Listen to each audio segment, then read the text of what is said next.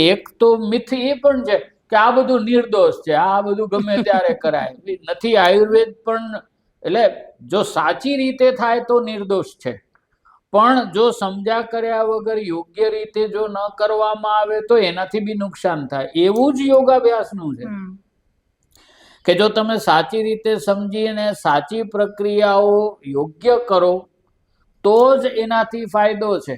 બાકી તમે ઠોકમ ઠોક ગમે એમ કરો ને તો એનાથી નુકસાન છે ને છે.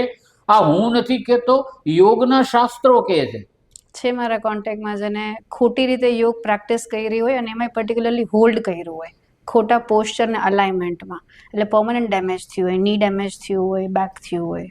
હા, ખાલી ની ડેમેજ, બેક ડેમેજ શું, મારા ધ્યાનમાં તો એવા લોકો પણ છે કે જેમની ડેથ પણ થઈ હોય. ઓહ, they got the whole body paralyzed. oh my god.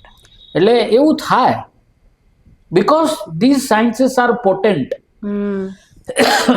ભાઈ અમુક લોકો એને સુડો સાયન્સ કે અમુક લોકો એને મેજિક રેમેડીઝ કે જેને જી કેવું હોય એ કે, પણ આ વસ્તુઓથી ફાયદો થાય છે એ નિર્વિવાદ છે.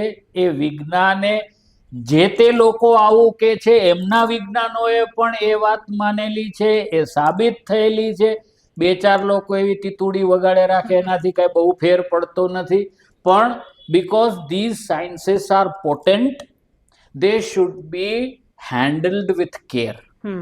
They should be handled scientifically. They should be handled through properly trained people in a judicious manner. તો જ તમને એનો ફાયદો જોવા મળી શકે.